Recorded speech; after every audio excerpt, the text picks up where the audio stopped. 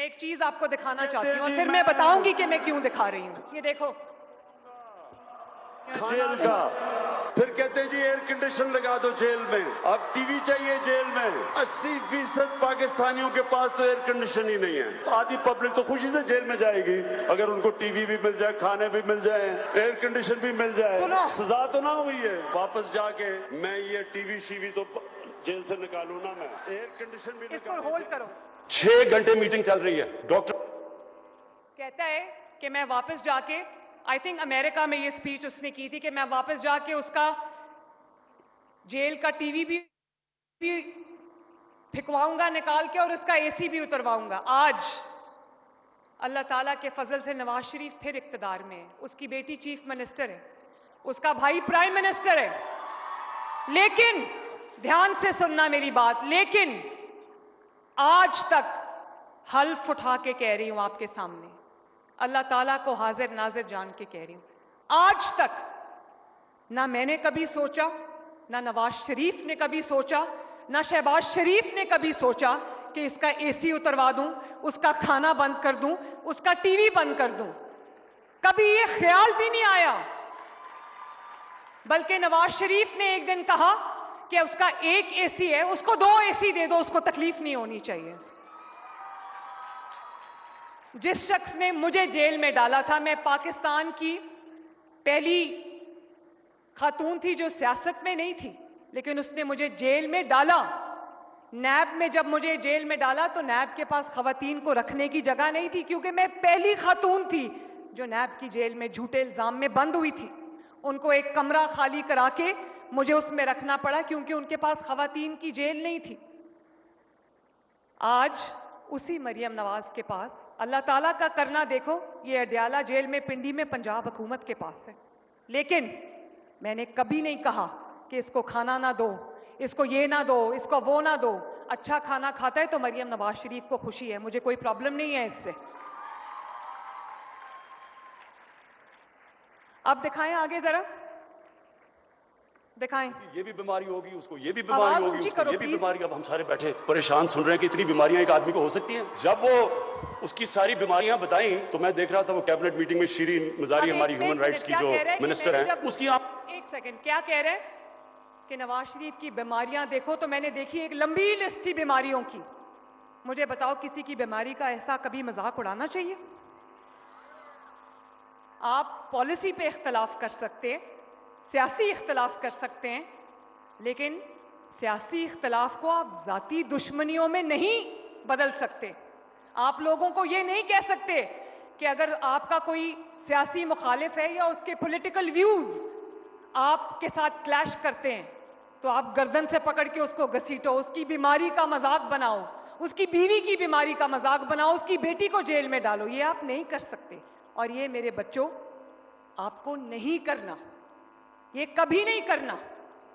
آج آپ دیکھ لو وقت گھوم کے واپس آتا ہے، لیکن پرسوں رات کو کھانے پہ میرے والد مجھے کہہ رہے تھے کہ کبھی اپنے سیاسی دشمن کو بھی بد دعا نہ دینا.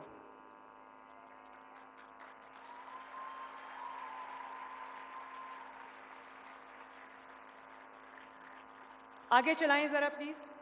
آنکھوں میں آنسو آ گئے. اب جو بھی شیرین کو جانتی ہیں، اگر شیرین مزاری کی آنکھوں میں آنسو آ گئے تو سوچیں کہ کس طرح کی بیماریاں ہمیں بتائی گئی تھی. ہمیں خوف آ گیا کہ یہ وہ جہاز کی سیڑھیوں پہ بھی چڑھ سکے گا یا نہیں.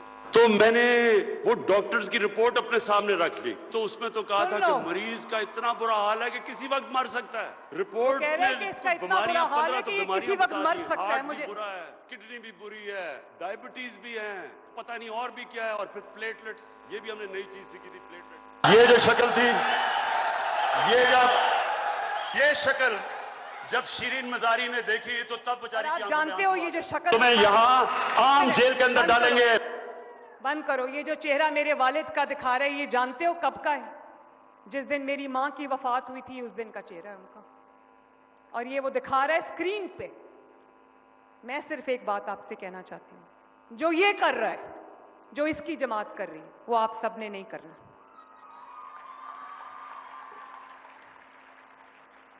وہ آپ نے نہیں کرنا. جو بیمار ہے ہم اس کے لیے دعا کرتے ہیں کہ اللہ تعالیٰ اس کو شفا دے، اور جس قسم کی بھی سہولت اس کو چاہیے, اس کو ڈاکٹرز چاہیے, اس کو علاج چاہیے, وہ اس کو دیا جا رہا ہے. اور یہ بات میں آپ کو آن اوتھ کہہ رہی ہوں, اس کا برا کوئی نہیں چاہتا, لیکن میں صرف آپ سے یہ کہنا چاہتی ہوں کہ آپ نے جو جنریشن بننا ہے, آپ نے جو جنریشن بننا ہے, آپ نے یہ حرکتیں کبھی نہیں کرنی, کبھی نہیں کرنی. آپ اختلاف کریں, آپ کسی کی پرفارمنس پہ سوال کریں, خدمت پہ سوال کریں, کام پہ سوال کریں, پالیسیز پہ سوال کریں, لیکن ذاتیات کو اٹھا کر پالیٹکس سے اور پاکستان سے باہر پھینک دیں.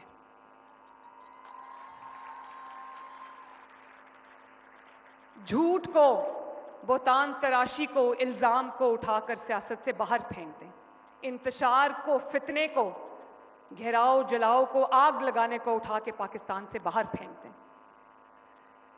میں امید کرتی ہوں کہ میرے بچے میری کہی ہوئی بات کو سمجھیں گے. خیبر پختونخوا کے لوگ بھی اب سوال کر رہے ہیں, ان کو نظر آ رہا ہے کہ پنجاب کہاں جا رہا ہے اور ہم کہاں جا رہے ہیں, ہم پتھر کے زمانے میں جا رہے ہیں. یہ وقت اب بدل گیا ہے. اور قرآن کی ایک آیت ہے میرے بچوں کہ تمہارا رب بھولنے والا نہیں ہے نا. تو میرے بچوں, اللہ تعالیٰ آپ سب کا حامی و ناصر ہو. اللہ تعالیٰ آپ کو خوب ترقی دے. آپ لوگ خوب پڑھو, لکھو, آگے بڑھو, ترقی کرو, اپنا اور اپنے والدین کا, اپنے ملک کا نام روشن کرو. اور آج جب آپ اس ہال سے باہر جانا, اس تقریب سے باہر جانا, تو سر اٹھا کے جانا کہ آپ کا حق آپ کو ملا ہے, کوئی احسان نہیں ہے آپ کے اوپر. اور یہ فیصلہ کر کے جانا, اور یہ فیصلہ کر کے جانا کہ کم وقت میں جو مرضی ہو جائے, اپنے وطن کے ایک ایک ذرے کو سنبھال کے رکھنا ہے.